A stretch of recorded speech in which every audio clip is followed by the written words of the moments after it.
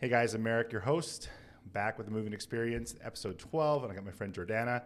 And Jordana, you are the owner of Beard and Bardot, downtown Abbotsford. I am. So introduce yourself. Who are you? I am Jordana Patterson. I have been doing hair for a really long time, 15 years, I think. 15. 2008, so I don't know. Okay. What is that? I don't know the math. Let's not do the math. Let's not do that. I'm a hairdresser, not a mathematician. Yeah, and I own Beard and Bardot, like we said. Before we get into Beard and Bardot, how long were you working in hair when we worked together? Way back. Yeah, way back. It probably was 6 years that I'd been, 5 or 6. So you had been doing it for a while already. Yeah. I remember you had a pretty established clientele at the time. Yeah. Still do, I imagine. Yeah, luckily. Yeah, they're there. Thank God. Thank God. But you were doing it. We worked at Fusion together. Yeah, we did. That's the old days. For those days. that don't know, Merrick was a barber. Well, that's true. I was a licensed hairdresser. So they didn't have true. barbering school. You did all the things. I did all of it. I didn't really do hairdressing. No. My hands are, I don't have barber. hairdresser hands. The people loved it. I have the hands of a proctologist. Oh, I don't know what that is, but that's big sausage fingers, yeah, not nimble. A butt doctor, not a surgeon. Okay, you know what I mean? Got you. So anyways, so you were already 6 years in it. Yes. Yeah, about 6 years. 5 or 6 years, basically, we'll say. Why'd you get into hair? I wanted to do hair since grade 1. No way. I swear to God. Actually. Swear to God. Like, when you do... yeah, you're filling out your future dreams of what you when want to you do have, when you're a kid. career day. Mm-hmm. Yeah, I dressed up. My dad was a contact lens fitter at the time, so he would always have, a white jacket. And the Bay ladies that would wear... like the ladies that worked at the cosmetology counters at the Bay. Yep. They would wear white. So for me, it was the same thing. So I dressed up, wore my dad's jacket to career day or whatever it was. Yep. And I was a beautician, so it was makeup. Sure. And hair, but hair. Yeah. Wow. Since grade 1. Yeah. And you all the way through high school, there was really nothing else that you wanted to do. I mean, I did think because I was told hairdressing wasn't a job. Who told you that? My art teacher, funny enough. I honestly, I don't want to shit on teachers, but I was told, I was like, I'm going to run a barber shop. He's like, we need people like you. We need janitors and garbage truck guys and barbers. And I was like, okay. That was one of my teachers in high school told me that. And I was like, oh, wow. Yeah. Funny enough, my art teacher at a private school, told me not to be a hairdresser because I was I don't know why being an art teacher would be that much more lucrative than being a hairdresser, but nonetheless, so he was like, you don't want to do that. And I was like, no, I do, actually. I really do. Yeah. I think at one point too, my dad was like, no, you shouldn't do that. But then here we are. So, show them. No, I'm just kidding. What did they want you to go into? What were they You know what? I don't think they even had this idea of what they specifically I don't think there was anything. This, not that. It was just not that. It was just not that. Basically, I think at the time hairdressers weren't really this is back almost now 20 years ago. Sure. So I'm sure it wasn't really known that you could actually make any money or make it a full career. So it's actually quite good. It can be decent. Yeah, you got to put a ton of work into it, but you pay the bills. Yeah, if you want to do it, you can do it. So. For sure. Yeah, so then after high school, I think at one point I wanted to be a nurse. Okay. But I didn't have the grades. So well, we couldn't do the math in the beginning of the podcast. No, exactly. So that's how you know. It's the reason why we both excelled in hair. That's exactly. Yeah, I don't know how I run a business, but I do it, so it's fine. Well, we'll get into that. Yeah. I'm going to be asking you tons of questions on your cool. business. So. No, that's cool. I'm excited. Yeah. But yeah, and then now here we are, 15, 16, whatever the math is. Can you imagine doing anything else? No, not at all. It's funny because a lot of the times people have the road less traveled and they think about what if this or what if that. I have a friend, he's a doctor. Yeah. We went to elementary school together. Mm-hmm. He became a doctor and I'm a realtor. Wow, what if only I put more work in school and stopped caring about being popular and chasing girls or whatever it was. I think you being a realtor is literally the best thing. Oh, I love it. I feel like it makes so much sense. I love it. The best thing about hair for me was connecting to people. Yeah. Which is your strength. 100%. Yeah. I love connecting to people. Yeah. And that's the best part of the job because they're coming to you. Yeah. They're telling you their gossip. Yeah. And you're like, yeah, girl, yeah, guy, tell me. do it. Mm-hmm. Mm-hmm. Yeah. And then it's away you go, and the next one comes in, and it's the same thing all over again. But I think that's part of the success of what you do and what I do is the people aspects, because we have to know people, and we have to know how to interact with people. And I like laugh because when I first started hair, I tell a lot of my clients that I still have to this day, like, I wasn't even a good hairdresser at the time. Like, why were you coming to me? Like, it's a joke because I'm like, it must have been something else, obviously. It was you. So it was, yeah, exactly. But honestly, thank God, because then you develop that skill. Yeah. Do you, maybe we shouldn't get into this right now, but have you ever competed? Have you ever thought of doing that? No, we've done some competitions in the salon, but it's not my thing. As a salon? Yeah, as a salon, not individually, but okay. It's not necessarily my thing. I've really morphed into more now, like the business aspect of things. Hair-wise, like I did always want to do more like session work, so like runway. Sure. You know, behind the scenes kind of stuff. What about like movies and stuff like that as well? Movies, it's a really hard industry, and I really didn't feel like it's that quite was a my grind, calling. isn't it? It is a grind, and you really have to work your way into it. Like Right. you have to know somebody to know somebody to know somebody, and it just never really was. Yeah, my fashion thing. I would imagine would be quite fun. Yeah, it's quite expressive. It can amazing. be over the top. It's very much the creative aspect, but it's not the pressure of competing, because I feel like competing, you have to perform, like you have to make it something that nobody else has seen before, which is really hard. Do you think that stifles the creativity a bit? Yeah, 100%. For me, it does. Right. So the fashion aspect, the photography aspect, like behind the scenes and doing magazines and fashion shows and that kind of thing is, that's where it's at. Yeah, I think fashion would have been fun. I think if I stayed in it, like I was kind of at the, I had a choice at one point where I could have gone into hair, like women's hair, and in hindsight, I probably should have. You would have killed it. I should have, yep. The women would have been lined up, Eric. They would have been lined up. See, the road less traveled. This is what we talked about. Because women love to be told, especially I feel like sometimes, well, not especially, but a lot of times, like that's why male hairdressers are so very much successful in our industry. Do you know why I believe that is? Because I believe men will tell you what you don't want to hear regardless. Yeah. They'll just say, you don't have the bone structure for that. I'm sorry. Your friends are lying to you. And they take it differently than a woman taking it. Like, I feel like because it's like, I don't know, it's competition maybe or something. I don't know. It is. I think, honestly, if you want to get into the minutia, and I will digress. Yeah, exactly. But this is a different conversation. This is another conversation. But it's like I think women are subconsciously in a competition with each other at all times. Yeah, we're always looking. 100%. It's comparative. And I guess guys do, like we all do it. Guys do too. So when a guy's telling a girl, like, hey, this is it's just pure advice. Yeah. There's no ulterior motive. Now, not to say that everyone's like that. I get it. Exactly, but I just think there's this underlining, this tiny little thread there still. Men are just so successful in our industry. It's ridiculous. And I think there's a part of it. It might not be the whole thing, but I think it's a part of it. I think it's a part of it for sure. Yeah. So yeah, but yeah, I was the choice was to go down that road and get into hair, and I never did. Yeah. I went into barbering and stuff like that, but always if I was going to do it, I think I would have gone in competitions. Interesting. I think I would have gone down that road because you get the accolades and stuff like that, and then you get to travel. You're going to Germany or you're going to Brazil and you're doing worlds. I think that would have been cool. That's super creative. Yeah, and then who knows what avenues that opens up, right? Because if you compete, then maybe you meet somebody in the fashion industry, and the spiral unwinds, so to speak. 100%. Yeah. So let's get back to you. Who cares about me? Okay. So you started your own salon. You're working you rented a chair. Yep. You've got an established clientele. Yep. What's the story? Why'd you start your own salon? Well, it just kind of, I feel like it fell on my lap for the most part. We were put in a situation at the place that I was working. We were put in kind of a situation where we either had to make a decision to either stay or go. Okay. To stay wasn't going to make sense based on the fact I'd built up my own clientele. Sure. Was it like financially would have made sense, or okay? Yeah, it would have been a financial change and shift. Sure. And it just was, I had already kind of established my own small little business. Mm-hmm.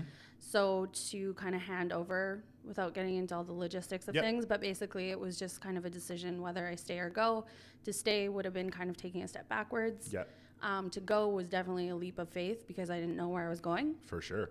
And then the doors kind of opened. Like I don't even know how it all happened, but it just, in a blink of an eye, literally in 3 days, we opened Beard and Bardot.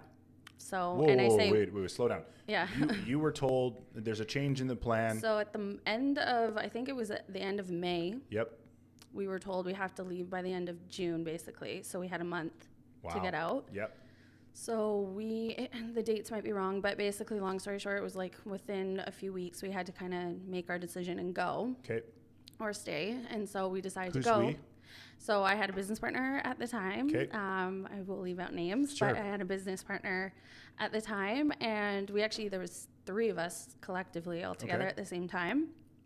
And the doors kind of opened up that we just had a space. One of the 3 had actually worked at a salon up the street from where we worked. Yep. And that salon she had closed. Okay. And she basically was like, well, it's vacant. The landlord hasn't rented it out yet. Wow. We could go there. So we literally called that landlord, and he was like, yeah, I want the rent. So more like, fuck yeah. Yeah. Yeah. He's literally, fuck yeah. Like, he was like, when can you start, basically? Unbeknownst to you, he's kneeling at his bedside. Oh, Lord, please send me someone to rent my space. Literally. Yeah. So he doesn't have to do anything. You guys just moved in. And she had all her old equipment still there. Wow. So we literally just turnkey. Wow. Opened. Like, it happens so, I mean, that's. So you're booking appointments. You were booking through your phone, I would imagine. Yep. So you're booking, and now people are like, hey, by the way, it's not there, it's here. Yeah, we just changed locations. And we were boom. literally still on Montrose. So it was like, come up the street. So people would just come up the street. And we opened in 3 days. We painted like 10,000 different coats of white paint to try to get rid of. What was the there? aesthetic was not the aesthetic. You know what I mean? Yep. So we had to paint. That's important. It really was. Important. It really was. You're making a vibe. Had to make the vibe. The vibe was very important. And so we painted like 1,000 coats and then of white paint, and then it felt like we could open. Yep. And it was 3 days. Wow. Yeah. So talk to me from then. You're opening. Yeah, how was the first 6 months, first year? What was it like? This is like memory lane. This is fun. I haven't thought about these things in a while. I know it's so funny because you're so established. Yeah, the beginning is interesting. To now to go back and reflect, I know. Yeah, it's been a wild ride. So, so let's see. So the first 6 months, we just, all 3 of us split the rent. Okay. And luckily, that was cool. And then we started hiring some new stylists to come also just share the rent, essentially. Yep. My goal at the time was just so that I wouldn't have to pay rent. Yep. That was kind of my goal. Right. That we would have enough people in there that, they were. So it was the idea was almost at the time, it was almost like a collective. Totally a collective. Okay, got it. Completely a collective. We slapped Beard and Bardot on the door, basically. Yep. Where'd the name come from? So my ex-business partner, she had gotten the name actually from one of her girlfriends. Okay. Basically, we were stuck 3 days to come up with a name that we both liked. It was like pulling teeth. So you're like, fine, fuck it, do it. Put it on the door. Yeah, literally, because we wanted it to we didn't want it to be like a cheesy, like a very obvious hair salon name. Right. So. Can you give me an example of what that would be? Like curl up and die, or like. Oh my god. That was just That's so cringy. I know.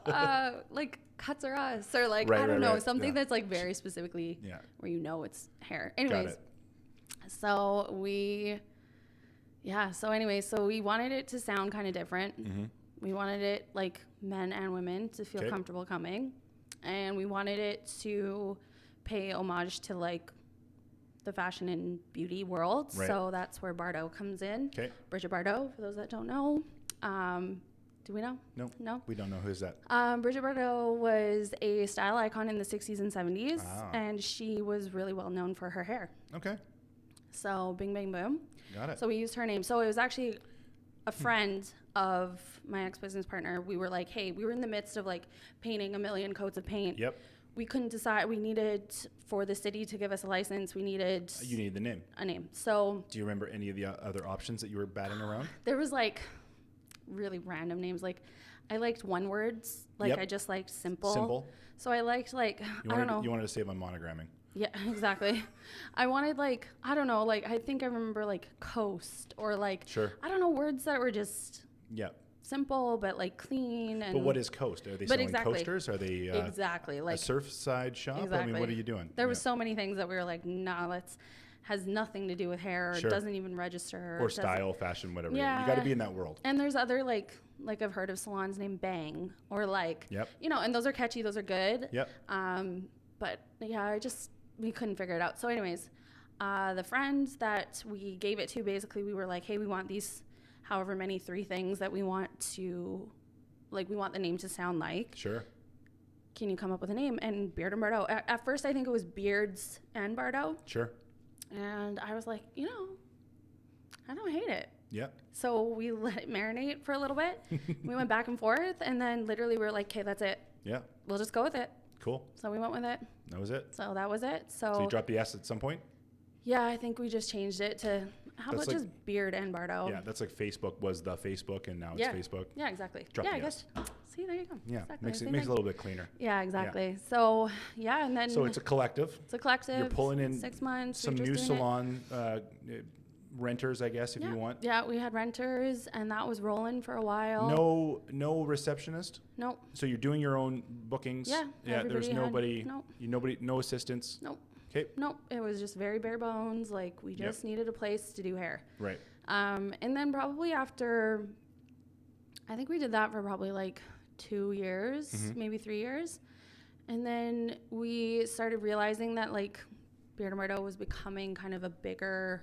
Sure. A lot of people were wanting to book with us, and things were getting busier, and we were running out of space to book people. Right. So we then were tossing around the idea of hiring, like, actual employees and trying to figure out what that would look like. Yeah, how do you do payroll? Who's paying it? That? What accounts are you doing it? Yeah. Oh my God, yeah. So that was basically then the start of us trying to shift and change into doing more, because I also seen the growth then. I could see the potential, right? Yeah, the long-term potential. The long term. So I was like, it wasn't actually my call. It was my business partner's call, that she was like, I think we need to do, employees. I think that's the next thing. So. Yeah, because if you didn't, you're staying exactly where you are forever. There's no growth. Or were you guys selling your own products and stuff too? Well, so we had brought in like a product line, and we were all collectively selling the same product line. Right. So we weren't like cherry picking from different lines or anything. Okay. We were just selling one brand. What brand? Kevin Murphy. Okay. So do you still sell? We still we still are loyal to Kevin Murphy, to the Kev. To the Kev. Yeah, so we still have that. And then we were all selling the same thing. So everything was like running as a cohesive under one umbrella kind of thing. Yep. But yet there were so many different tentacles, I guess, because we didn't have just employees. We had chair renters, and we had this. It's a collective. It's not a business at that exactly. point. I mean, it is a business, but it's not what it is today. It's not what it is. Exactly. It's not what it is today. And there's lots of pros and cons to running a business, either with chair renters or with commission stylists. Yep. For me, like, I don't know, I just wanted a cohesive brand, and having chair renters who were their own brands. There's no way to secure like a level of service where that people walking through the door are going to get a good product. It's kind of like, this person's pretty good, this person's not as good, and then this person's really, really good. You know what I mean? So it's you can get really tough to build a really good brand that way. Yeah, for sure. And even just like small things when it came down to like cleaning. It's like this like idea of who's cleaning? I'm my own boss. Like, I don't need to do that. And I'm like, right. You're like in my house though. Like, this is my Yeah, for sure. So it's just kind of like it just wasn't working. Even small things like who's cleaning the bathroom? Well, exactly. Who's cleaning the break room? Like, well, exactly. Yeah. Like the microwave. Like, who does that? So, and unfortunately, you think people are adults, and you think people can like just step up to the plate, but. Have you ever lived with adults? Well, you ever had shared accommodations with other adults, or gone on a vacation, let's say, done a bachelorette or whatever, and you've got other people there? Mm-hmm. People just live different. Totally. Some people are pigs. 100%. And it's gross. Yeah. And that's just their norm. And that's what I've always said, is that we are like roommates when we're working together. So we have to be good roommates. So like, figure it out, man. So that was, it is kind of nice in some senses to have, one person be the lead and be like, listen, this is what you have to do, because this is what makes everything work. 100%. Right? Yeah. So, yeah. So where did the cracking start? I don't want to get into this, like, you don't want to get into this, that's fine, but like, you're obviously having some issues. Some people aren't cleaning. It's crazy. What happens? Well, I think the cracks started when my partnership was starting to crack. Why was it starting to crack? So many reasons. Personality? Personality. Personality, he knows who it was. He knows who this person is. Personality for sure. That was a big one. Okay. Also, just, I mean, you're a pretty easygoing person. Like as far as like being around you, working with you, you're so easygoing. Thank you so much. Like you're so easy to work with. I don't understand. Do you hear that, staff of mine? Yeah. Do you Well, hear that? hey, you know what? Correct me if I'm wrong, staff, because she might be different now than she was before, but you're still the same person. So you would be pretty easy. It would take a long time. Yeah. It would take a long time for you to get to the point where you're like, I'm putting my foot down. Yeah. So I think, like there was a lot of different factors and things. And I mean, it comes down to personality. I think it also comes down to ethics and just our viewpoints of what a successful business is. Like for me, it comes down again to the people, and my people are running my business. So like I need to feed into my people, and like, when you say feed in, you mean like take care, invest in them, make training, sure they're good. Like just on a, like, they should like you to some extent. I agree. You know, like they should want to actually be around you. So those kind of things, I don't know. It was a slow burn, but once it exploded, and go on. It was, we got, how long do we have? All the time honestly, you need. All the time you need. I know, we haven't even like talked, like I haven't even given you the tea on it. I know, I'm here. I want the tea. It was tea. I don't want to get sued or something. Well, no, I'm just kidding. Everyone's nameless, and this is a fictional story. This doesn't represent a real person. Exactly. So this fictional person. Yeah, this fictional person. What happened? Okay, so I think this was like probably 2017, the end of 2017. Her and I were like not jiving, just on a personal level. I had actually moved to New West, so I needed to get out of Abbotsford. I felt a bit smothered, and like my whole every movement was kind of monitored by her in a sense that like if I was going away for the weekend, she'd be like, well, this is like your duty for the, like, you run a business, like you shouldn't be, like, it was just very micromanaging you. Very micromanaging. When you were at the same level. Very micromanaging. And like, I do need a weekend just like anybody else needs a weekend. And like, we can't. And it's your business. You have the right to do whatever you want. And we can't eat, breathe, sleep each other. Like we need to have space, but I don't think she had a different, I think, view of our friendship or our relationship. Sure. So we did have a friendship. Sounds like it's more of a situationship, but it was a situationship. It was not mutual. Right. Let's just say that. Like, I didn't feel the same way she felt about me, essentially. And so we ran a business really well together at the beginning, but that was it. Like, I already had a best friend. Like, I have my girlfriends. Right. She wasn't it. You were partners. For me. We were colleagues. Business partners. Yeah. That's it. Yeah. But I think for her, it was a little bit different, where it was definitely more like, you need to be my everything. Like, she took work wife a little too seriously. Right. It was too much. So for me, that's not how I work either. Like, I need space. I need, like, in any of my friendships. So I just don't need that. And especially with her, because that personality was just not my personality. Anywho, so then that was that. And then, so how'd the breakup happen in the business? So the breakup happened. Thank you for keeping me on track, because I'll just ramble and keep going.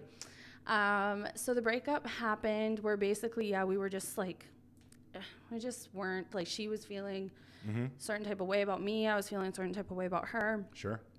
And then we had a situation with one of our staff members who is and was one of our both mutual really good friends, but she happened to also work for us.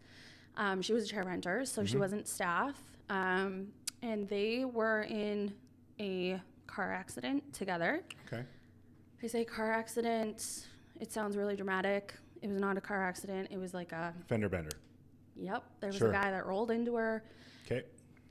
A few months later, my girlfriend who worked for us, she called me and she's like, Jordana, I just got served papers and I'm being sued by my business partner / her boss / her friend.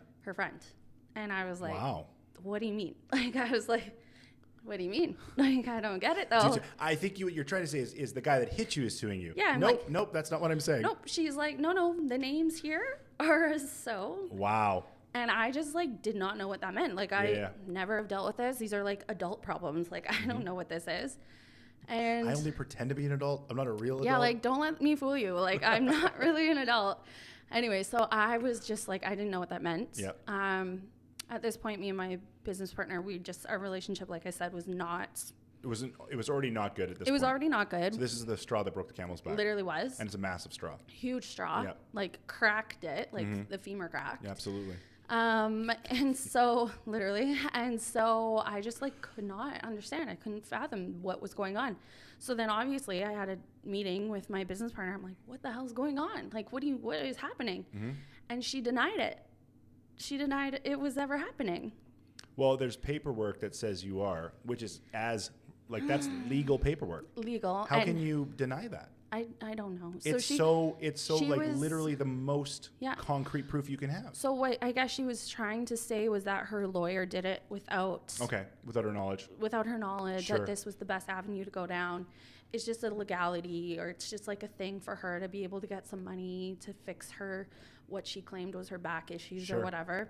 Sure. Which had happened because of a previous accident. Sure. But anyways, I digress. Alleged. ICBC, it's all been cleared up, by the way. So this has all been a thing that... this is in the past. This is all in the past. Water under the bridge. Exactly. Okay. And these are fictional people that we're talking about. Yeah, this never happened. Never happened. So anyway, she just like denied it. Okay. But it was... obvious. There. Yep. And she just kept saying how dramatic we were, basically, that this was just drama. And gaslighting you. Drama. I'm like, I don't understand. So then my friend who worked for us was like, Jordana, like, I can't work for blank her. Yeah. I'm like, no, like, you can't, which means you can't work for me either. Like, right. I was understanding her side of like, you can't work here. I can't work here either. Like, I don't want to work here with her either. Yeah, you're next. Literally. So 100%. I'm like, so then it just starts, like, the ethics start falling apart, right? Sure. Like the role comes unraveled, basically, because I'm like, well, who am I in bed with? Like, what is this? Like, I'm in a partnership with you. Like, people don't really realize a partnership is, sorry to segue, but a partnership is like a marriage. We're literally married. You're stuck with this person. You're making decisions together. Their decisions affect you. Like, it is a absolute marriage, and people jump into partnerships way too quickly. Really fast. No offense. No, but super that's quickly. what happens, and people don't realize it. And then you're now married to this person for 8 years. Literally. And it's like, it's wild. Oh, it was wild. So that's I mean, everybody always says, like, you get, like, most partnerships don't work. But it's like, literally most partnerships don't work because... Yeah. This is crazy. You just never know. You're really lucky if you get an equal partner. Yeah. Like, if somebody is pulling as hard as you... because you always see the work that you do. Of course. Right? So you don't necessarily see the work that they do. No. So it's hard to go, this person is doing exactly as much as me and blah, blah, blah. So it's almost impossible. You can never do 50-50. And so that was one of my pieces of advice for anybody going into business with anybody is never go 50-50. Right. Always, like, offset it. Yep. Somebody has to be the lead. Right. Somebody has to have more stake in it, more risk. Sure. Somebody has to, because when you're 50-50, nothing is ever 50-50. Yep. You just can't. Aside from money, maybe. Yeah. But, like, as far as effort, as far as, whatever it is. Even creative direction, even, like, little Totally. things. It's you're constantly compromising. Neither of you are actually happy because you want it this way. Person B wants it that way. Yeah. And then you're meeting in the middle. Well, guess what? Neither of you are getting what you want. So that's not necessarily the way to run a business. Yeah, and I mean, we all value things differently too. Like, she was very much the admin, the payroll, the money side of things. Sure. Because we've determined I'm not a math person. But I've gotten better. I have gotten better. Yeah. Anyways. Oh, there's a calculator on this thing? Wow. Holy smokes. I just hire it out now because Smart. I know my strengths. I know my weaknesses. Yeah, absolutely. But that was what she valued as what made a business. Sure. Turns out that's not what makes a business. 100%. It's the people that are in your business. It's the vibe. It's all the other things. Yeah, like the culture behind the totally. scenes. That's the people that are coming to you. They're trusting you. They're liking you. They want to stay with you. So you guys, how does the person B exit the business? What happened? How did you get them out of the business? And then what happened after that? Okay, well, that was just literally, like, if I could go through either COVID again or a business partnership fallout, I would go through COVID 1 million times over than this. And we'll talk about COVID if you want. Yeah, for sure, because that was another aspect. That was another aspect to the business side of things, because that literally happened right after I took over. Wow. But anyways, so I basically came to my business partner. I'm like, if this is true, if this is what's going on, like, we got to, like, I can't be in bed with you, essentially. Yep. And she just could not believe that that's what the decision was that I would make. It's so funny when people are shocked from the repercussions of their own decisions. Of their own actions and decisions. You did this and this is happening now? Literally. And they're like, whoa. What do you mean? Yeah. And then it's somehow still my fault. Of course. Of course. How could it be their fault? Because they're never wrong. No, of course not. Right. It's my fault. I'm the easiest person to blame. Yep. So anyway, basically I had staff leave after that one person, after my girlfriend had left, because they were like, well, this is weird. Yep. And people talk. So they're like, well, what the hell is going on? Like, what is all the drama? Like, you're being sued. Like, I'm next. Like, it was 100%. Weird. It was so weird. Yep. And I was like, yeah, you guys got to go. Like, they just kept falling off. Like, I'd get DMs, Jordana, I'm so sorry. Yep. Messages, not DMs, but like, Jordana, I'm so sorry. Like, if it was you, I would just stay. Like, I'm so sorry. I just can't stay, whatever. And I'm like, yeah, you got to go. Like, you got to go. So at the end, it was me and her. Perfect. Me and her. And I, at first, wanted to sell and just drop everything and just like, but we had nothing to sell. Yeah. There's nothing to sell with a salon. There's nothing to sell. That's the way it works. People don't realize that. Yeah. Yep. Like, the paint on the walls doesn't matter. Nope. Belongs to the landlord. Yeah, exactly. You might be able to sell some of your equipment, but guess what? There's a lot of used equipment for sale. 100%. Doesn't sell for that much money. It's not worth anything. No. So at first we looked at selling, and then we could just walk away. Hopefully just break even, walk away. Sure. And then I had a little something in my head, like, no, like, you should maybe try to buy her out. Sure. So I don't know how I figured that out. I don't know. The number kept changing for her as well, because I offered her, I said, like, okay, so, like, if you don't want it and I don't really want it, let's sell. And then I came back to her and I said, okay, well, like, maybe I do want it. So how much will you take? And we did numbers, and she knew what the numbers were, and I was like, this is what it's basically worth. Yeah. This is what your part of this is. All of nothing. Literally nothing. Yeah. The fact that I gave her more than $1 is crazy. But anyways, so she was like, okay, I want X. And I was like, all right. So I came up with X. Yep. No. Then she wanted Y. Then she wanted Z. Yep.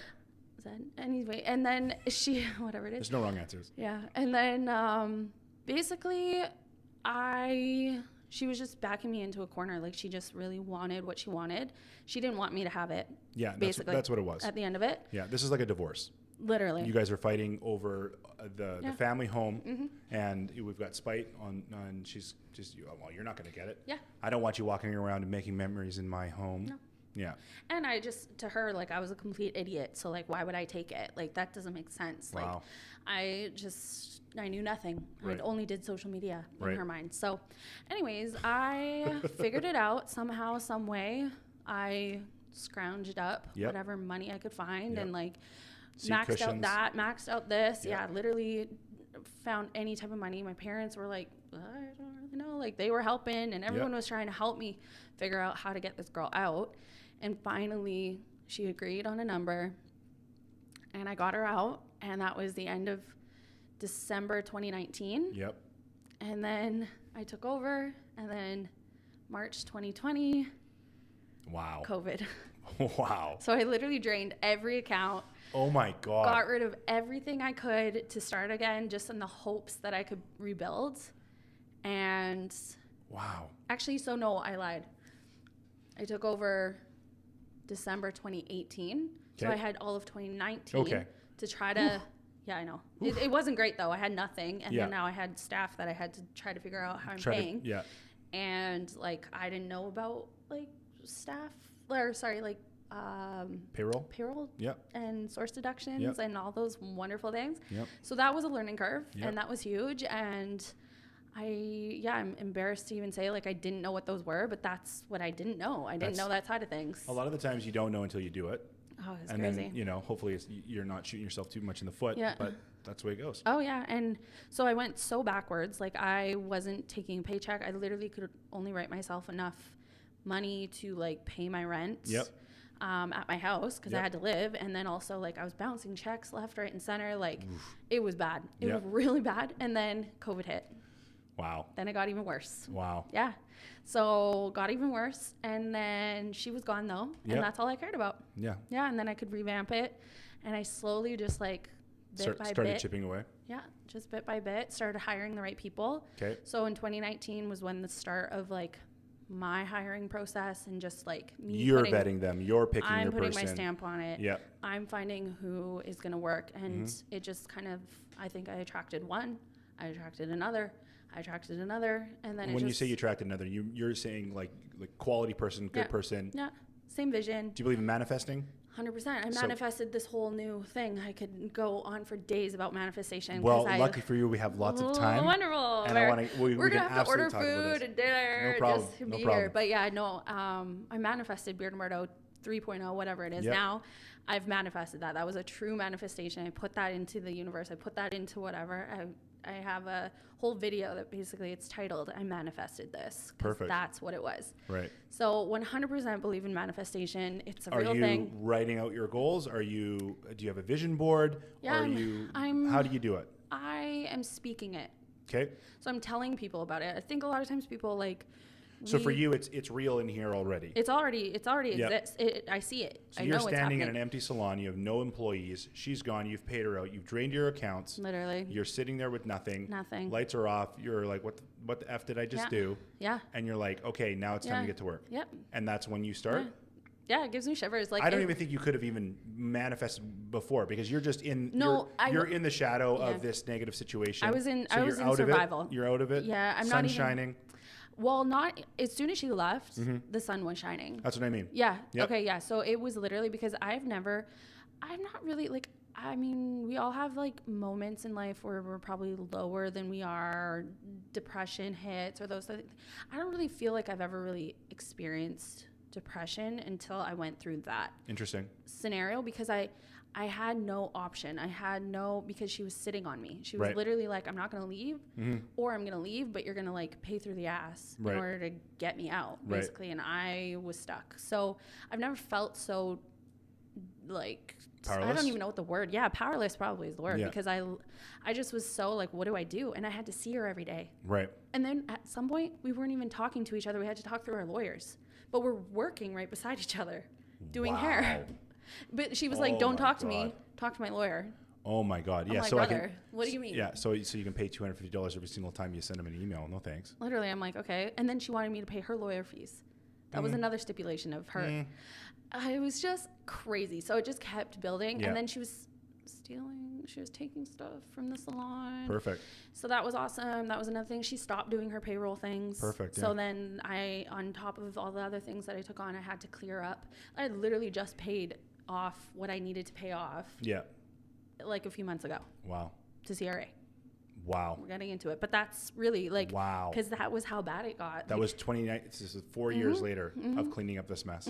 Wow. Yeah. And let's get into get into it, but I don't want to skip over the manifestation stage. So let's talk about that and then let's get right into what you're doing now. Okay. So then, I mean, I don't know if I was really manifesting. I definitely manifested now the new space, even more so than I've ever manifested in my life. Okay. But when you were in the old space by yourself, are you tied into anything? Are you in any entrepreneur? Like, are you mentoring or mentoree? No. So where does it come from? I don't know. Where does the vision come from? Well, I think the vision is that it's one, survival. Like, I have to do this. I have to figure out. So I need to know where I lack strength and where I'm not very so smart in terms of like numbers and understanding my business. I had to like really understand my business and really understand how like, if I'm going to hire employees, how much do they cost? Like, it's really getting down to like your business plan. It's not just what you're paying them per hour. That's one aspect of it. God, but then there's all the other things. And like really understanding if I like getting down with a pen and paper and then figuring out like, okay, a haircut is this amount. Right. And then if I have a staff member who's here for this amount of hours, how many haircuts do they have to do? Like, I was just really getting down to the nitty gritty, which you would think I would have done that earlier. But I didn't have to as much because we were all kind of collectively. Sure. There wasn't so much riding on just the individual. But you're throwing your money into the pot. The pot pays for the overhead, and then the rest is yours. Yeah. Easy peasy. Easy peasy. Yeah. Easy peasy. So then when it came down to this, I was like, no, I need to know all my numbers. I need to know my hydro. So this is when you became adult. You made jokes earlier, but this is when you became an adult. Yeah, and a real business owner. Yeah. Where I was like, okay, it's not imposter syndrome anymore. Like I am a business owner. I do need to know what these things are. And 100%.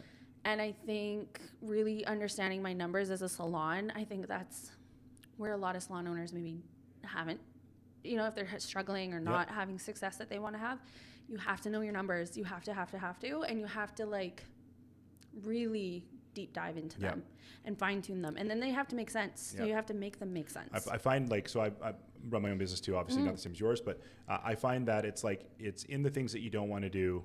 They're not going to go away. No. There's nobody else that's going to do it for you. So if if I know I have something that I need to work on, something in the back end that is not sexy, we love gravitating to sexy stuff. I love this. It's creative and fun. Ooh. Yes. And it's like, oh, hey, you got all this data to go through. I'm like, oh. Yeah, not so it's like I literally have to begrudgingly drag myself into doing it, but there's no one else that's going to do it. No, you know? And I didn't have any money to really hire anybody. Right. So that was the next thing. I mean, that might have been a blessing. Yeah. Because that forced you to grow so much, in those aspects of your business. Totally. So then I did know that I needed to hire a new bookkeeper. Okay. That was like number one that I needed because my accountant was a connection of my ex-business partner and that was just weird vibes. Good accountants are very important. Very important. And so I shifted to a bookkeeper because I know my strength again, like I said, and my weaknesses. Like I'm not a payroll person. Like I don't want to mess with the government. I don't want to mess with I honestly believe that you should, like, knowing your strengths and weaknesses is important because you shouldn't be focusing on your weaknesses. You should actually focus on your strengths. Exactly. So you get more done when you focus on your 100%. Strengths. So it's like, I do things that I don't necessarily like to do, but when you can get that off your plate in a smart way, do it. So that's what I did. Right away, I was like, bookkeeper. Okay. Didn't even know. I had a meeting with a bookkeeper. She was like, well, what do you need?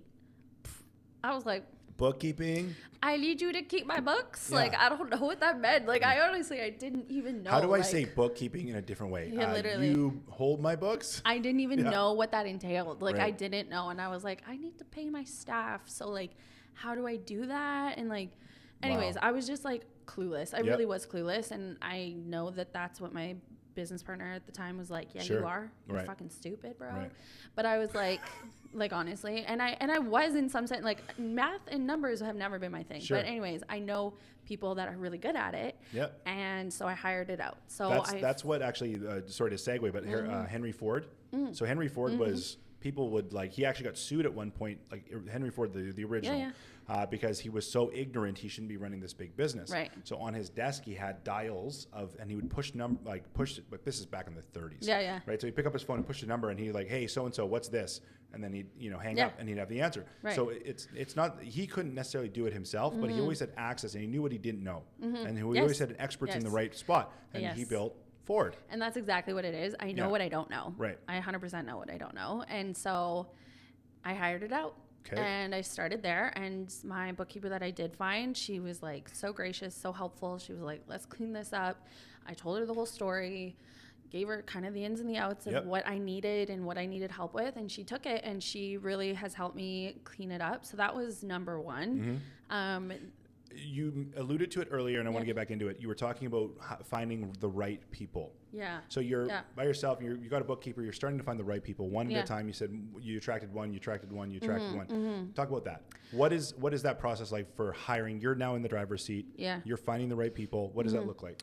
Well, I mean, what started off is like, okay, I had to go back to who I am as a stylist and who I am as a person. As a person. You were masking. You were making it. Yeah. Trying to make peace all the time. Yeah. And I had to go back to like, what is my work ethic?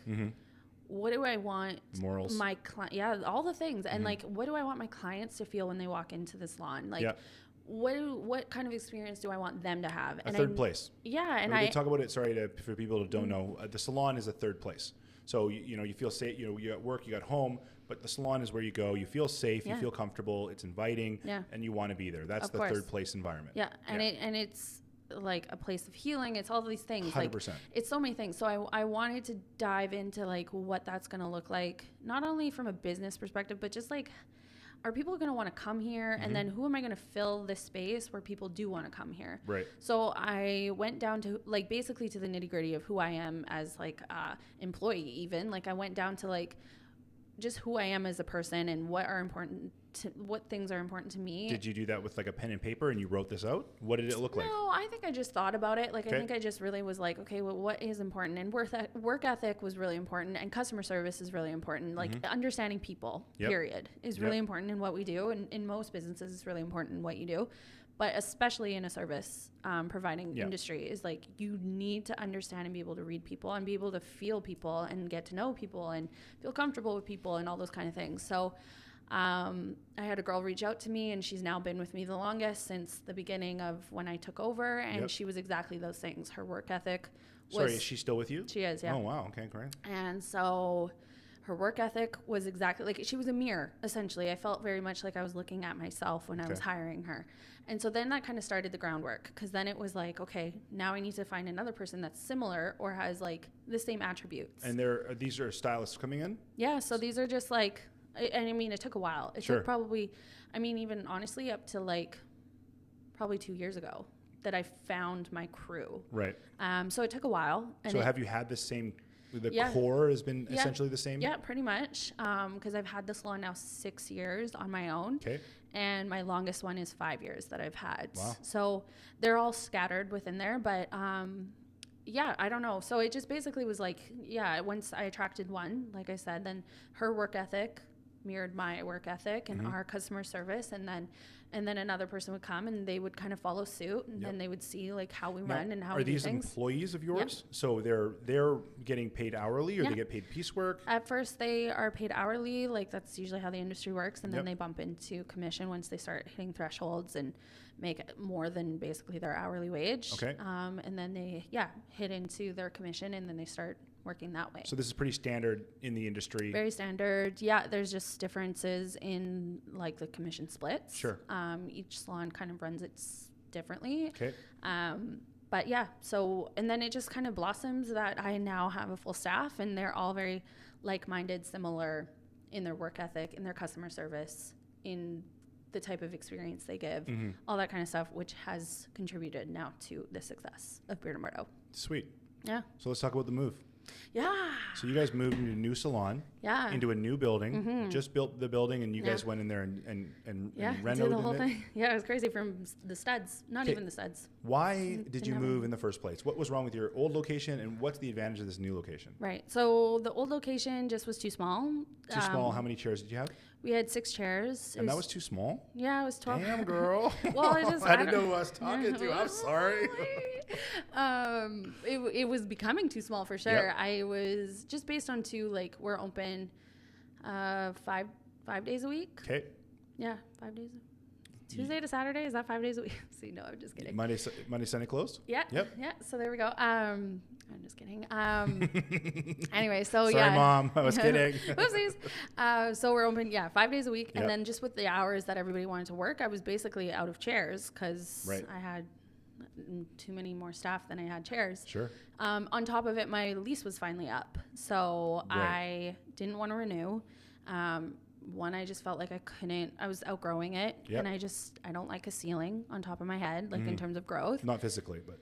Yeah, well, I like a ceiling, but metaphorically. Yes, exactly. You're not cutting hair in the woods. No, not. Although in California, they do some things like that. Anywho. Those are mushroom-induced. Oh, okay. Trips, yeah, it's different. It's not the same thing. It is a different service. So your lease is up. You're getting ready. You're thinking. You're starting to look around. Yeah, I started. Obviously, you want to stay in the same spot. It's got to be convenient for the client. Mm-hmm. Yeah, that was a big thing. I definitely wanted to stay in the same area or the same part of town. Sure. Just because people are creatures of habit. They like to stay kind of where they are. And I know that in a lot of my staff, they walk to work. So I wanted to kind of keep it close for people. I know, like downtown Abbotsford, you can walk, but I have most of my staff, they can walk to work. So I wanted to stay close, like I said. And so I started probably 2 years before my lease was up, kind of hunting, seeing areas. Nothing had been developed really yet. I was a little nervous. Just for everyone that's listening, it's extremely hard to find space in that sector. Not just for salons, but businesses in general. It's very, very difficult to find. Commercial is hard. It's very, very difficult. There's not enough of it, and it's very difficult. And at first, I had I had somebody help me finance this whole project, and he was wanting to invest in more of a like purchase a commercial property. Sure. And we couldn't find it. It was like non-existent in town. So that was disappointing. But anyways, found this new area, the Rail District, downtown Abbotsford, and it's it's huge. Like, I know you probably know all about it and lots about it, but cool build, 16 acres, I believe, 16 and a half it's acres. Huge. Like that. Yeah, it's huge, and it's just like one little phase of it right now that's done. So we they built it right on the railway tracks, and they called it Rail District. Yeah, they did. Smart. They made their weakest point of sale their strongest point of sale. I know, is that crazy?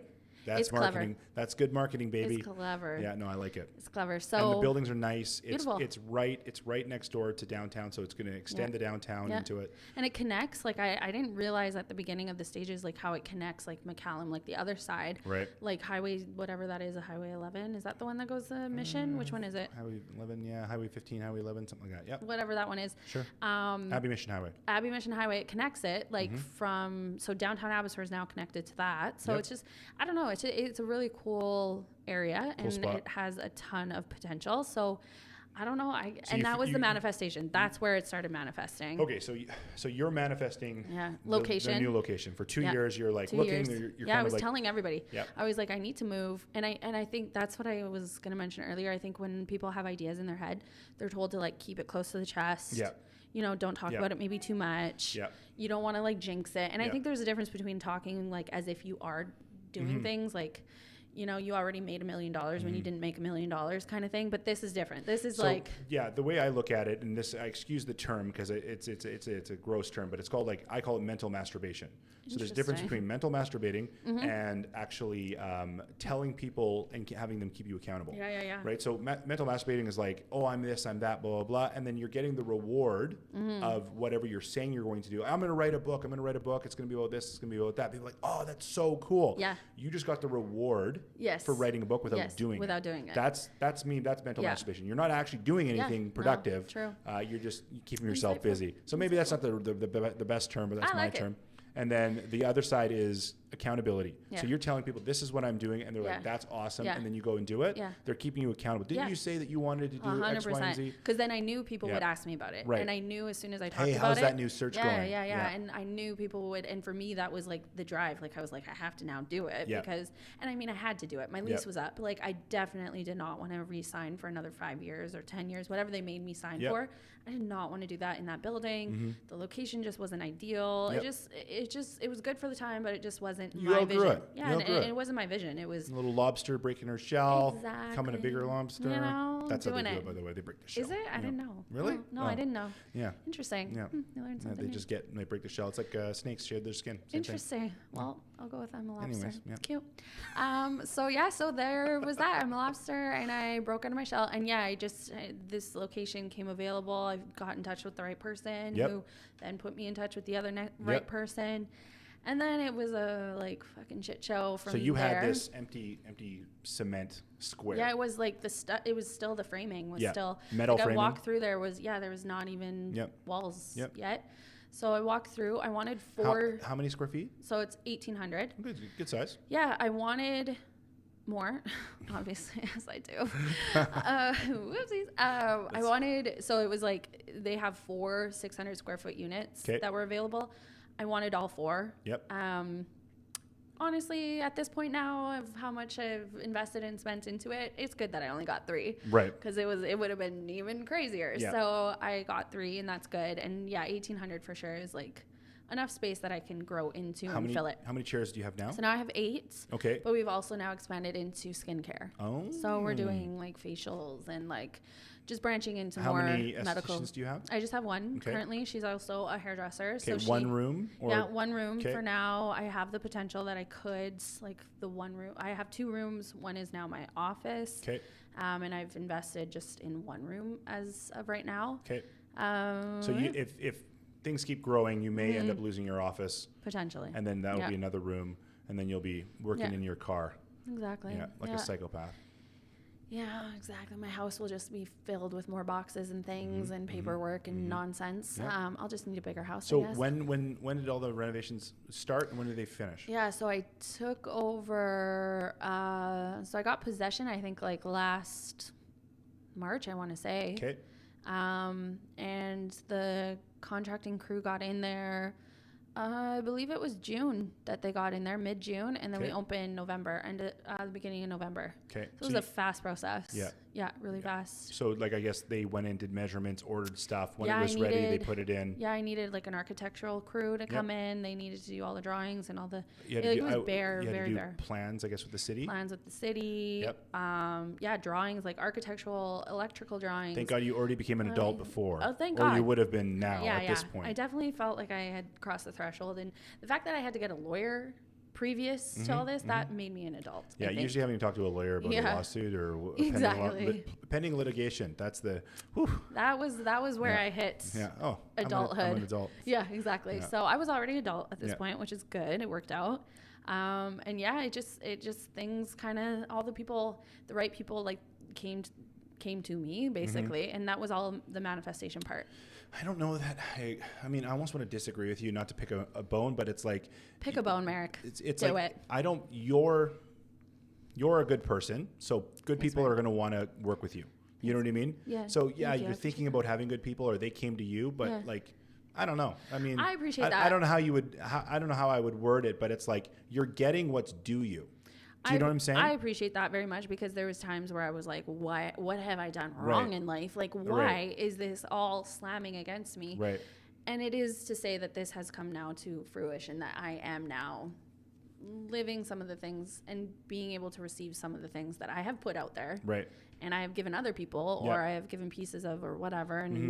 And it is nice to definitely see some sort of reward, in a sense, that it's that it has worked out. And I mean, not to say I'm never out of the woods, because I'm a small business owner, but it is nice to be able to see it. Do you feel yourself established now? Yeah, I do. I mean, now that I've, like, at the other location, we had growing pains. Like, we were too big for our space. So that meant also, like, bank account stuff was flowing a lot better, because we were bigger, and we were, like, my bills were smaller. Everything was smaller. Right. But yet I was doing a lot more. Sure. Because I had a lot more going. Now we're in a space where we can kind of, like stretch out a little bit. And so that also means that there's room to stretch, which also means there's more room to fill. So it's like, now it's like, I feel good, but I also know that I just need to do more, because I have more now. Right. So the availability for more is there, and you're going to take it. Yeah, and the bills are higher, and everything's bigger now. So it's like, okay, we were... More money, more problems. Yeah, well, that's what they say, exactly. And you can never just have enough. You have to always just want more. Yeah. I'm never okay with just... Well, I mean, it's a tough line, like ambition with gratitude. Yeah. Like, you're grateful for what you have, but you want more. Huge. So how do you find that line? What do you do to stay ambitious and keep growing, but also, like, turn around and be like, yeah, we've got a great little thing going? Totally. And I think that's the risk. That is definitely the risk, because you can overshoot with greed of wanting more without having the gratitude. Trying to run before you can walk. Yeah. And then also just wanting, like, just wanting more. And I think that's the downfall of a lot of businesses that I've either been a part of in the past, is when it comes to the point where they just want more. And so they're willing and wanting to kind of step on top of or push past so that they can get more. And that's when things start to crumble. Yeah. So you can't forget what got you there. Exactly. You can't forget, like, the your culture, and like you said, you were standing in the salon by yourself, and then you were like, okay, what are my clients? What are they going to feel when they walk in here? Yeah. What do I want them to feel? Yeah. Who am I? Like, what am I going to bring to the table, or whatever? So it's like, if you lose that connection, well, then you've lost the whole thrust of what you've done the whole time anyways. 100%. Yeah. And then you lose a piece of, like, I don't want to lose. At the end of the day, part of why Beard and Bardot is successful is because of me, like who I am. 100%. Right? So I have to always be grounded in that. Yeah, I have to be grounded in that. And the gratitude is such a big part of it, because it's like, I can always want more, and I think that's the beauty of being an entrepreneur, is that you do always want to be more and do more and take the risk to have more, but you do also have to just, like, watch what that means, because it's... Well, you got to grow, but grow wise. You know, it can get out of hand. Yeah. It can get a little crazy. So right now it's crazy, because I really have, like... You made a big leap. I jumped. Yeah. So, but I believe in my business. Obviously, I believe in myself, and I believe... And your staff, obviously. You've got a good relationship with your staff. 5 years with one, and so on and so forth. Yeah, and so this year is actually our 10-year anniversary of Beard and Bardot. So it's huge. Like, it's massive. That's wild. So the fact that I have 10 years behind me... I know. I know in, like, business years... Well, 10 years, I guess, in business years is like 35 years, I feel. Like, it's like, it's city a miles. lot. Yeah, it's crazy. It wears you out. It does. So, but the fact that we had that was also a helping point, even just getting financing, even getting help with people like, you know, pouring into it as well. Cause they were like, well, you are established. The salon failure rate it's fast. Like salons come and go within 2 years all the time. They don't last typically. Nope. And this is why I said there's so much used salon equipment for sale and it doesn't sell so for anything. True. So, you know, it is a tough business. Attrition of your employees, they usually just jump ship. So how do you keep them? Yeah. This is my next question is you're established, we've got the story of what happened. Let's talk culture. Yeah. Let's talk what's your philosophy on culture in your business? Yeah. How do you keep your people loyal to you, wanting to work with you? Yeah. And you know, you've had negative situationships in the past.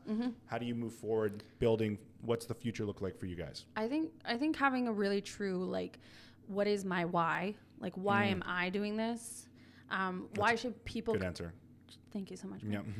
Why should people, first of all, a lot of times when I have new stylists come with me to, like, come on to the salon, like, I remember asking myself, like, why should a client come and see you? Right. So why should a client come to Beard and Bardot? And it's really figuring out the why, and that's different for everybody. Can I ask you what yours is? Yeah, for sure. My why always comes down to, like, I'm not so much selling a product, I'm really selling a feeling. So I'm selling... You're not selling a service or a product, it's a feeling. No, it's a feeling. Yeah. And that translates into, like, every aspect of my business. So let's dissect the feeling. So what do you want someone to... Let's answer that question that you answered in the salon by yourself. Yeah. What are your clients feeling when they come through the door? Well, I want clients to like their environment. So what does it look like? What does it feel like? Aesthetically pleasing. Exactly. Everybody has a different decor, you know, choice or whatever, but, like, what does it feel like? How do you feel when you walk into a space? What does it smell like? What do you hear? All those, like, 5 senses things are really important to me. And just also, like, how you're greeted, like that. It's so, like, elementary, I feel, but it's like, how do you feel when you're walking into the salon when people are talking to you? A lot of times it's an intimidating experience. Sure, it's can be. Intimidating, you know, especially environment. As a new salon, you're trying something new. 100%. And you're dealing with your looks. And now you're going to trust somebody you've never met. Let's face it, we're all self-conscious enough about our looks as it is already. And then you're going to go and put your hands in someone, you know, that you don't know, for sure. Yeah. So I think feeding into my own, like, social anxieties or, like, understanding how I feel when I walk into a room or how I would feel walking into a business, like, how do I want to feel? And I want to feel welcomed, obviously, and I want to feel comfortable, and I want to feel like it's a safe place, and I want to feel all those things, right? So it's like getting down to, like, the very basics. Like, it's not profound. It's nothing that I just came up with on my own, but those things are my important things. So that also means, like, that's my why in terms of also, like, why a client should come see me is because I care about all those things. And then that's going to translate into their experience. I love that you have no entitlement. There's no entitlement whatsoever. The people don't owe you anything. They don't owe you coming through the door. No. You know, especially a new stylist. They could choose anywhere. Literally 100%. choose anywhere. And, like, and that's the other thing I tell my stylists, like, everybody and their mother does hair or does something, and especially in this, like, in my downtown area, like, there's a salon everywhere. So why should somebody come and see you? Like, what is your why? And again, it's different for everybody. But a lot of my girls share the same why that I have, and that also helps us be cohesive and help in the brand. Yeah, and then it helps keep them in check too. Totally, because like, hey, we can come down to like our core values. Essentially, is what it is, I guess. It's like, okay, well, like, it's an integrity thing. It's like, and it helps us guide where we went wrong, maybe where we could go better. And it's a blueprint, essentially. Yeah, I like what you said with, you know, how they're going to feel. All of the experience when they walk through. Like you talked about the senses, you talked about smell. Important. Have you read a book called Onward by Howard Schultz? No, but I have heard of it. Okay, so Onward by Howard Schultz is Starbucks. Yes. Okay, so he left Starbucks. It was doing extremely well, and then it started doing really bad. So they bring him back in as the CEO to bring it back. Now he was the one who built it from nothing all the way up into what it is today. So he had exactly what you were saying, the experience of like walking in, the smell of the aroma of the coffee, et cetera, et cetera. He wanted a certain specific feeling on every single Starbucks around the thing. One of his experiences, so he's in New York, he's walking into a soap shop, and in this soap shop, there is this beautiful pedestal sink in the middle of this shop, right in the middle. Yeah. And all the light is cast on it, and you turn it on, and the water's falling like crystals, and you wash your hands with whatever soap that you want to pick out. And this soap, you can smell it, you feel it. You have this whole experience, the light of the water, the like crystals dancing in the bottom of the sink. And it's this beautiful moment that he's like, it's a soap shop. Yeah. They're selling hand soap. Literally. And yet it was such a visceral experience for him that he's like, I have to buy this soap. Yeah. He couldn't leave without the soap. Okay, that's cool. You know what I mean? So it's like, that's the way you got to view the business if you really want to, you really want to succeed. It's like, what are they smelling when they walk in? Oh, you've got your mop bucket right beside the door. The first thing they smell is dirty water. Totally. Not a great idea. Not a great idea to have your cleaning closet right beside the front door. Nope. You know what I mean? Yeah. So it's like, the look, the vibe, the feel. So many things. And like it shouldn't be as profound as it maybe kind of, when you think about it, you're like, okay, yeah, obviously that's obvious. But so many people don't pay attention to that. And so many businesses don't pay, and especially small businesses. Like, we are so dependent on how people's first impressions are 100%. Of us. Like, it is very important. And like, why should, I just took a huge risk on opening a huge, massive new salon in Abbotsford. Why, I could think all day, of course they should come to me. Sure. But like, why should they come to me? Like, what is the difference? And so that is one of the differences, basically, is the look, the feel, all the things. And that's what Beard and Bardot started with, is even 10 years ago when I opened, those things were important to me then. And that's what set us apart. So how do you keep walking through the doors with new eyes at your business that you walk through every single day? How do you walk through the door with new eyes and look at it and go, okay, this needs to change, that needs to change? It's interesting. I don't know if it's a good thing or a bad thing, but I don't feel attached to it. I feel very disconnected. Your ego is removed. I don't take it personally. There's aspects of it that really were personal to me in a lot of ways. Like my sinks in my staff will laugh because I had this one sink in the old salon and it was a lay down sink and most everybody loved it. There was still a few people that hated it because you can't please everybody. Sure. But most people loved it. Then when we moved into the new salon, I didn't have that sink. Right. And I've heard about it.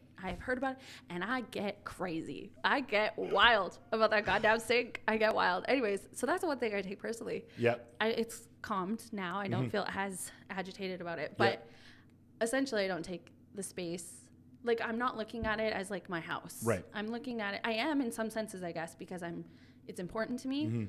But I also am being very critical of it. So it's not a critique. I don't know if any of that makes sense, but basically I think I know what you're saying. I think your ego isn't wrapped up in a decision either way. Yeah. Like I want it to be the best. Right. So whether that means I have to remove myself from it to be the best, I will do. You like one thing 10 out of 10, but the other thing 7 out of 10. Yeah. Everyone likes 7 out of 10. It's 7 out of 10. 7 out of 10. Sure. Yeah. I might like this better, but who cares? That's the better choice. And just little things, like I just have a critical eye. I just do. That's just what it is. And I like to make sure we're making a good impression. There's some things I can't control. There's some things I can control. So I just try to make sure that the things I can control, I do. And so I guess the answer to your question is just kind of having a critical eye and watching every aspect, and then also taking myself out of it, and then being able to see it from somebody else's perspective, somebody else's viewpoint. My staff is really helpful for that because they are very much another eyes and ears, and they understand the vision. Right. So I can trust them to understand that if it's an oversight on my end or if it's something I'm missing, that they're going to see it and they're going to catch it.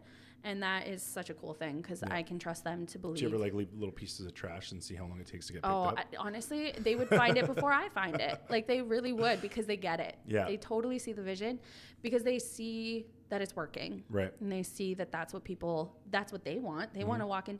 Like, it's another thing. It's like, I want to be an owner that I would want to work for. Right. I want to have a salon that I would want to go to. Right. Period. Yeah. That's what it is. So they want the same thing. Totally. What's the future looking like? Where are you guys going? What's your direction? Well, Beard and Bardot. We also call ourselves like B&B, bigger and better.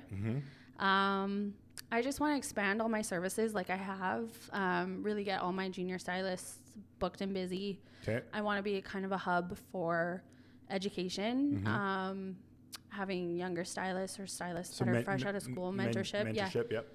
Move forward in that. I just want to be well known in Abbotsford for being a really great place that you can get your services and kind of be a one-stop shop for everybody. Yeah, I don't know. Like, I just, obviously, monetary wise, like, I want to make lots of money. Like, woo. But I also just, I mean, I want it to be successful, not on only a financial end, but I want it to be a success. If it's not successful on the financial end, it's closed. So well, exactly. you got to keep the lights on. Yeah, it has to be. But honestly, it's the value that you give. I mean, the more someone walks in the door and gets more value than money, the more they're going to come back. 100%. Right? So they're getting more value, more good feels when they walk through your shop, and then they're happy to give you the money. 100%. I've never ever had a complaint about paying for something that I was like, wow, what a deal. That was great. That was great. 100%. I'm coming back. Oh yeah, and that's just the true testament is like we have people coming back year after year after year, and there's clients that have been with me for 15, but then there's Beard and Bardot clients that have been there now for the full 10. So it's, it's definitely... That's crazy, 15 years. Yeah, it is crazy. Yeah. Yeah, I remember being a little baby hairdresser being like, I just wish I had like 5 years under my belt so that people would take me seriously. And I would wish I was one of those stylists that had like 15, 20 years, behind them. And now I guess here I am. So what advice do you have for someone that is in that situation? They are the little baby stylists. Oh man. Well, little baby stylists out there, and I mean, not that, like that means also doesn't necessarily mean your age, but starting off, you got to really love it. Yep. So you have to love it because it's hard. You're going to hate it at some points, but you got to keep working through it if you really have a vision and have a clear vision. Know what kind of stylist you want to be. And when you say that, what do you mean? Like cutting, color? Like what are we talking about? Well, what's the difference between stylists? I think know what kind of caliber of stylist you want to be. Okay. So like for me, that was another clear vision. I knew exactly. I mean, in my head, I was going to be a downtown hairdresser in Vancouver, and I was going to work, and I was going to live in this beautiful, downtown penthouse. I was going to make crazy money, and I was just going to live this, your urban metropolitan life kind of thing. Living the dream. Living the dream. Yeah. But that helped me decide what school I was going to go to. That helped me decide what salons I would work at. It really just was again kind of a pathway for me to know okay, these are my standards. These are where I want to go. These are the type of people I want to align myself with. And this is the caliber of hairdressing I want to do. I don't want to be, and nothing's wrong with it, but in the mall, or I don't want to be, those have their places too. So like a box colorist there, I don't want to be in my basement cutting hair. I don't want to don't insert, magic cuts or whatever, great clips or whatever. You don't exactly. Want to be something like that. No, that wasn't my vision of being a hairdresser. And if that is your vision, that's totally fine. You just know what that is then, and then you figure out your direction and work in that direction, and then put yourself in those directions. And then if you're working in salons, find a good mentor. Find somebody you actually look up to. Find somebody you want to be. Yeah. So. And that's good for not just salons. That's anything. Literally anything. Never take advice from someone who isn't doing what you want to do the way you want to do it. Exactly. I always love when people give me an opinion about something and I look at them and I'm like, You're like, really? Or even it's like someone gives you relationship advice. Yeah. And they're terrible in relationships. Totally. It's like, I'm going to take that with a grain of salt. We all know what it's like to take advice from people that were like, okay, how about you listen to that? Listen to your own advice. Let me just get my pocket Susan. Mirror out here and hold this up for you to literally tell yourself that advice. Anyways, exactly. So find somebody that you want to be essentially, and then mimic that, mentor that, watch it, learn it. Even with my girls at the salon, I'm like, if you won't know all your steps yet, you won't know why of what you're doing yet because it comes with time. So mimic, so watch, learn. Be open-minded. Even the customer service aspect. Yeah. Mimic how I talk to my clients. Mimic how I interact with them. Because when you don't know, just do that. Right. Just fall back on that. I find a lot of the art of conversation's gone. Like a lot of people, the younger people especially, don't have that art of conversation. Sound old. We are old. I know. We are old. We were young and beautiful once, and now we're old. I'm getting 50 units of Botox in my head and all sorts. Maybe not quite, but this is outrageous. There's a limit for everyone medically. We don't medically advise that. Yeah. Do what you want. Yeah.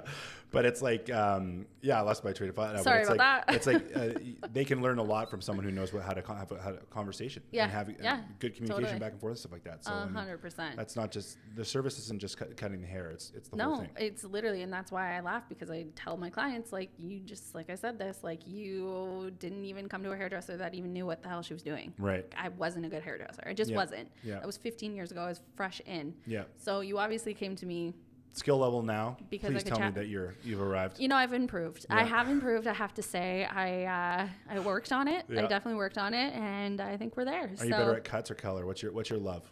It really depends on the person. Okay. It's like not specific one or the other. Somebody luckily walks like it in all. off the street. They've got long, thick, beautiful hair, the exact type of hair you want to cut and color. Yeah. What part of that aspect are you going to enjoy more? Cutting it and shaping it, or coloring it? Probably the styling, to be honest. Really? The after. Okay, the styling. The Wow. after, because door number 3. I know, because everything can look really great. Yeah. With the proper styling. Yeah. So that's slept on a lot, actually, the styling. That's a secret. The finishing, because a kind of weird bunky color can look really great. I can tell you how many times my wife comes home and she's like, yeah, it's not the way I would style it, but tomorrow or the next day, then it'll be the way I'll do it. Yeah, and she might not even like the color because it's not styled properly, but as soon as she styles it, she's like, oh, okay, that's better. Yeah, well, even the cut, isn't 100%. shown properly unless the styling is done. Yeah, 100%. Right? Because like, oh, these layers suck. Oh, wait a minute. Wait a second. Yeah. It's just how I styled it. Yeah, this is perfect. Yeah. So it's really the finish, like the end that I'm like, there it is. Interesting. Okay. Interesting. I was always like, I love cutting. Yeah. I always love shaping and the face shaping and everything that for you get with cutting. For sure. Color for me was like, you know, it's cool. Yeah. You know what I mean? Yeah. Unless like you're doing some avant-garde stuff or some crazy fun stuff that's like, you know, you got to push the envelope a little bit. That's fun. But you're right. Finishing is important. It's the finishing that's really important and it's slept on because everybody's trying to technically get really good. But a lot of times it's, the finishing that is the cherry on top. It's going to make it all come together. So, anyways, that's So how do we help your business? You come get a haircut, book with my stylist. Okay. So you're booked. Well, no, honestly, my schedule is completely different than it's ever been. Okay. I don't take new clients unless they're specifically referrals. So Okay. I'm not taking anybody just randomly. I give those to my new stylist that I'm trying to feed. You want to fill up their books. Yeah, I'm trying to feed their books. Yep. Your book is good. Yeah. If somebody's like, hey, can you do my girlfriend? For sure. Absolutely. For sure, Anybody uses my name, absolutely. I'm super happy to do it. Because it is also like it keeps it fresh for me too because I get used to seeing the same people and you want to do something new. Yeah, it's super good. But I mean, just feeding my girls and getting them really booked and busy and talking about it. I mean, that's the beauty of our success is that people do really like coming to our salon. So our reviews are good. Like people are talking about us and they're happy to come and share us. It's so funny that you have to think of all that stuff now too, eh? Totally. Your reviews, all that kind of stuff. It's all the aspects. It's all an aspect. And I mean, also as a business owner, like don't be afraid of a bad review because sometimes you have to handle business and you have to say no. Really? And interesting. Sometimes you just have to tell people like the customer isn't always right. Yeah, I have a story that I gave someone and you probably remember this. I gave somebody a relaxation hair, and I told them not to. Yes. And That's right. Yeah, I remember this now. I ended up melting off this guy's hair right before his wedding. It was the single worst experience of my life. So I forgot. That. It was a fever dream. I forgot all about that. It was so bad. Yeah. So this guy came in Asian. So that's not racist. That matters because their hair is specific. It's very spiky and strong, like straw. And they wanted a softer kind of more natural look, let's say, natural to a Caucasian person. Yes. So I was like, not a really great idea. Like it's not good to experiment with new hair choices right before a wedding. Exactly. Like go with what you know. Come back and do this after whatever. Yeah. And whether it was his hair reacted or I applied it wrong, I'll maybe I got too close to the root because if you get too close to the root, it's not quite as strong as towards the end. Oh. You know what I mean? Yes, like the relaxer.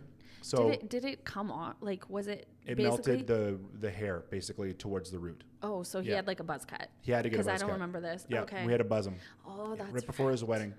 So instead of having this nice wavy soft hair that he wanted, he had a buzz cut for his wedding. Yeah, I mean, I felt horrible. I felt so bad. Of course. I literally said like, I don't think it's a good sure? idea. I don't think this is a good idea. And in hindsight, I should have said no and taken a bad review. Yeah.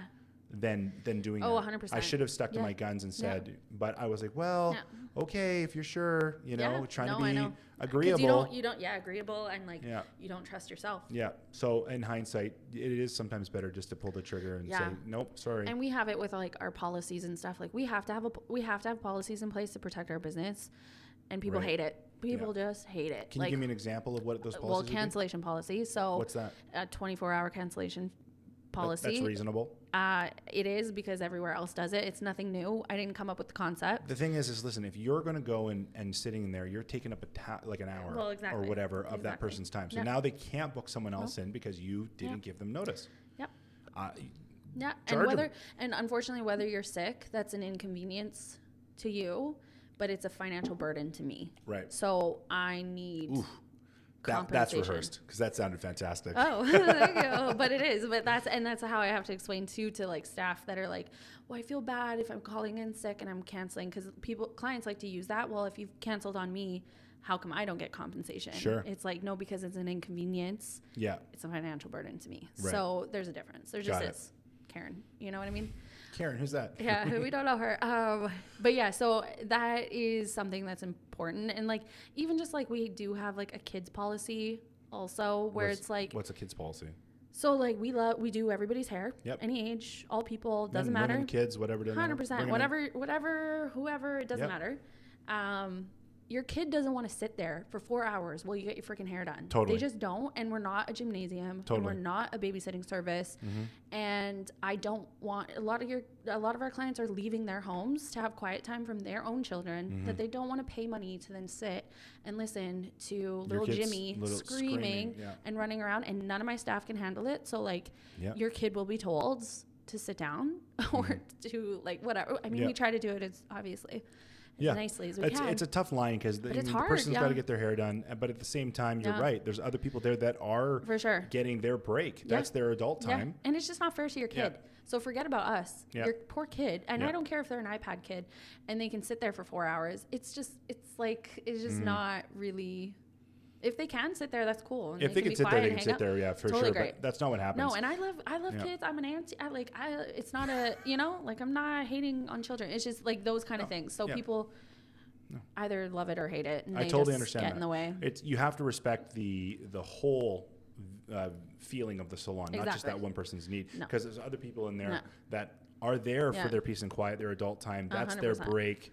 Or whatever, and it's like, now I got to listen to this kid screaming, and I got to pay X amount of dollars to get my hair done. Like, F that noise. And like a lot of parents are just letting their kids run wild, and it's the dangerous parent, too. It's not the kid. It's not the kid at all, and we're in we have sharp objects, heat, everything. So anyway, so people will write us bad reviews for those kind of things, and gotcha. And I just don't care. Yeah, write me a review.